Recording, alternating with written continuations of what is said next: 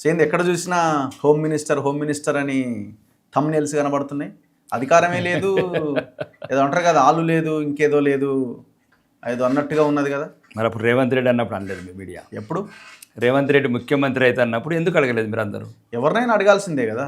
అంటే రేవంత్ రెడ్డి మీడియాని మేనేజ్ చేస్తాడు అన్నట్లా. మేము సామాన్యులం మీలాగానే. సామాన్యులని ఆ రకంగా మా కళలని సపోర్ట్ చేయకపోతే ఓకే, ఉన్న వాళ్ళు ఎట్లా సపోర్ట్ చేయరు సామాన్యుల కళలకు? ఓకే, కాబట్టి రాజకీయాలలో ఏదో ఒక పెట్టుకోవాలి, టార్గెట్ పెట్టుకోవాలి, దాన్ని రీచ్ కావడానికి ప్రయత్నం చేయాలి. కానీ ఏదైనా సరే ప్రజాస్వామ్యంలో ప్రజల ఆశీర్వాదమే ఫైనల్ గోల్. అంతే కదా. కాబట్టి ప్రజల ఆశీర్వాదంతో ఎట్లన్నా ఈ తెలంగాణ రాష్ట్రంలో మేము మళ్ళీ భారతీయ జనతా పార్టీ ప్రభుత్వం ఏర్పాటు చేసి దాంట్లో భారతీయ జనతా పార్టీ నన్ను ఆదరించి నాకు హోమ్ మినిస్టర్ ఇవ్వాలా, లేకపోతే శాసనసభ్యులు ఉంచాలా, పార్టీ నిర్ణయం అది. ఓకే, సో మీకు ఎందుకు ఆ హోంమంత్రి కావాలని ఆ టార్గెట్ పెట్టుకున్నారు? అంటే ఎవరినన్నా లోపలేయాలి సపరేట్గానే ఆలోచన అని ఉందా? లోపల వేయాలని ఏం లేదు, కానీ లోపల ఉన్న వాళ్ళని బయటికి తీసుకురావాలని చాలామంది నన్ను ఉంది. లోపల ఉన్న వాళ్ళని బయటికి తీసుకురావాలి ఎవరిని? అంటే చాలామంది అమాయకులని అక్రమంగా కేసులు పెట్టి, కొందరు చెడ్డ అధికారులు, కొందరు సామాన్యులని పేదవాళ్ళని రకరకాలుగా హింసించి చిన్న చిన్న కేసులకు వాళ్ళని భయపెట్టి ఏదో వాళ్ళకు ఉన్న శక్తి మేరకు కోట్లలో కొట్లాడలేరు, అన్యాయంగా కొన్ని వేల మంది జైళ్ళల్లో ఉంటున్నారు. అట్లాంటి పేదలని బయటికి తీసుకురావాలి. ఒకటి, పేదలు నిరుపేదలు సామాన్యులు జైళ్ళలో పోకుండా, అంటే చిన్న చిన్న తప్పులు ఏముంటాయండి ఊర్లలో, ఒట్టు పెట్టుకుంటే అయిపోయేదానికి బొట్టు పెట్టుకునేది కూడా నేను అంటాను. ఓకే, ఒకప్పుడు మా గ్రామీణ ప్రాంతాలలో ఇద్దరు తప్పు చేస్తే ఏదో హనుమన్ లెక్కి ఏదో విమానం అంటే అయిపోతుండే. అట్లాంటి వేలాది మంది డబ్బున్న వాళ్ళు తప్పించుకుంటారు. వాళ్ళకి అన్ని వ్యవస్థలు ఉన్నాయి. అంతే కదా, ప్రతి వ్యవస్థ వాళ్ళకి పనిచేస్తుంది, అనుకూలంగా ఉంటుంది. వాళ్ళు బతకడం కూడా నేర్చుకున్నారు, ఏ సిస్టమ్ని ఎట్లా మేనేజ్ చేయాలి, అందరికన్నా ముందు పోలీసుల్ని ఎట్లా మేనేజ్ చేయాలి. కాబట్టి పోలీసు అధికారుల కొందరు అధికారులలో 100 కోట్లు 1000 కోట్లు కనబడుతున్నాయి. కాబట్టి దీంట్లో అదొక నా కోరిక, సామాన్యులకు పేదవాళ్లకు ఉపయోగపడాలని దేవుని కోరుకుంటున్నాను.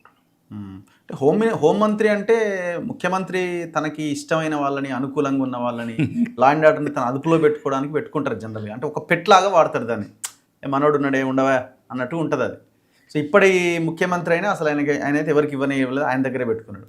పాత ముఖ్యమంత్రి అయినా, అంతకుముందు ఉమ్మడి ఆంధ్రప్రదేశ్లో ఉన్న ముఖ్యమంత్రులైనా. సో మరి మీరు ఎందుకు ఒక బానిసలాగా కాదు కదా. దేవేంద్ర గౌడ్ చేశారు కదా లా అండ్ ఆర్డర్.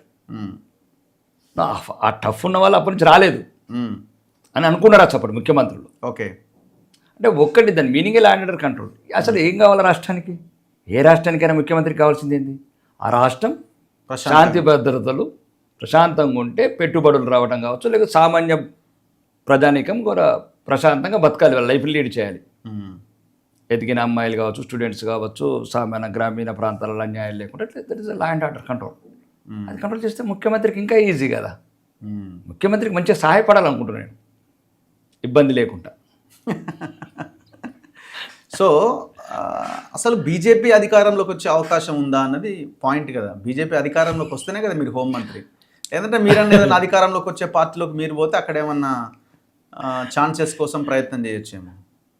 నేను హోంమంత్రి అయినాక ఏం చేస్తామని అడిగినామంటే నీకు కూడా నమ్మకం వచ్చినట్లే మా భారతీయ జనతా పార్టీ ప్రభుత్వంలోకి వస్తుందని, అధికారంలో. నేను అట్లా అంటలేను. నేను అంటే మీరు అవడానికి, మీ పార్టీ అధికారంలోకి రావడానికి అవకాశాలు ఏమున్నాయి అంటున్నా. మా పార్టీని ఇంకా నాకు తెలిసి ఈ దేశంలో ఎవరు ఆపలేరు. తెలంగాణ రాష్ట్రంలో అధికారంలో రావడానికి ఎవరు ఆపలేరు.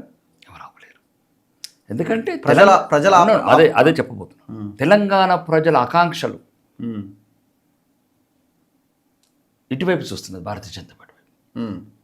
ఏ రాష్ట్రంలో అయినా ప్రజాస్వామ్యంలో ప్రజలే చివరి న్యాయ నిర్ణేతలు. కానీ తెచ్చుకున్న తెలంగాణ, పానాలు పోసి తెచ్చుకున్న తెలంగాణ 10 సంవత్సరాలు ఒక దొరల పాలన, గడీల పాలన, కుటుంబ పాలన చూసి తర్వాత ఏదో అబద్ధ వాగ్దానాలతో అందలం ఎక్కిన ఇప్పుడున్న ప్రస్తుత ముఖ్యమంత్రి కాంగ్రెస్ ప్రభుత్వం, అన్ని వర్గాలను మోసం చేసిన ప్రభుత్వం. ఇంకా తెలంగాణ ప్రజలు అప్పుడు ఏంటంటే పెనం మీదకి వెళ్ళి పొయ్యిలో పడ్డట్లయింది. కాబట్టి ఇంకా ఒకే ఒకటి ఈరోజు భారతదేశాన్ని అభివృద్ధి పథంలో తీసుకెళ్తున్న నరేంద్ర మోడీ గారి నాయకత్వం పట్ల, రెండోది 22 రాష్ట్రాలలో అధికారం, కనుచూపు మెరలు లేని వెస్ట్ బెంగాల్, ఇవన్నీ తెలంగాణ ప్రజల కోరికకు ఒక తార్కాణంగా నిలబడ్డాయి. అంటే ఇంకా మనం ఆదరించాల్సింది ఈరోజు రాష్ట్రాన్ని బాగుపరచుకోవాలా, కుంభకోణాలు కుటుంబ పాలన లేని తెలంగాణ ఉండాలి. డబుల్ ఇంజన్ సర్కార్ ఉంటే ఈరోజు పక్కనున్న రాష్ట్రం ఆంధ్రప్రదేశ్ కావచ్చు, ఇంకా కొన్ని రకంగా ఎక్కువ నిధులు తెచ్చుకొని ఈ రాష్ట్రాన్ని అభివృద్ధి పథంలో తీసుకోవచ్చని తెలంగాణ ప్రజలు కోరుకుంటారు. అసలు మీ పార్టీ హైకమాండ్కి మీకంటే రాకేష్ రెడ్డి గారు అంటే మీ పార్టీ రాష్ట్ర నాయకత్వానికి కానీ మీ పార్టీ హైకమాండ్కి కానీ అసలు తెలంగాణలో అధికారంలోకి రావాలనే ఆలోచన ఉందా? ఎవరో ఒకరు వస్తారు, మన సీట్లు మన ఎంపీ సీట్లు మనకు వస్తే చాలు అని అనుకునే ఆలోచనతో ఉన్నారా? నో, మాకిప్పుడున్న దిశ నిర్దేశం ఎవరితోని పొత్తులు లేదు, ఉండదు. డిసైడెడ్. రెండోది, మా జాతీయ అధ్యక్షుడు నాడు నితిన్ నబీన్ గారు 3 రోజులు భారతదేశంలో ఏ రాష్ట్రంలో లేడు. 3 రోజులు 3 రోజులు ఉన్నాడంటే రాష్ట్రం ఎంత ఇంపార్టెంట్ ఓకే వాళ్ళు ఆలోచించారు. కాబట్టి ఆ దిశగా అడుగులు పడుతున్నాయి. కానీ ప్రతిరోజు మనము రోజు ఒక రకంగా బహిరంగంగా వచ్చి మేము అన్ని రకాలుగా చెప్పలేము. కార్యాచరణ అయితే మొదలైంది. ఇక నుంచి ఏదైతే ఇప్పుడు ఈ మధ్యన మేము రైతు కోసా, బీజేపీ భరోసా, సింగరేణి లాంటి అక్రమాల మీద, లేదు ఇంకా కొన్ని సంఘటనల మీద, ఫీజు రీంబర్స్మెంట్ మీద, రెండోది ఈ ఎంప్లాయీస్ బకాయిల మీద, ప్రతిదాని మీద పోరాడుతున్నాం. ఇంకా రానున్న రోజులలో ప్రజాక్షేత్రంలో ఉండి మాకు పార్టీ నిర్దేశం మీద నిరంతరం ప్రజల్లో ఉండాలి, ప్రజాక్షేత్రంలో ఉండాలి.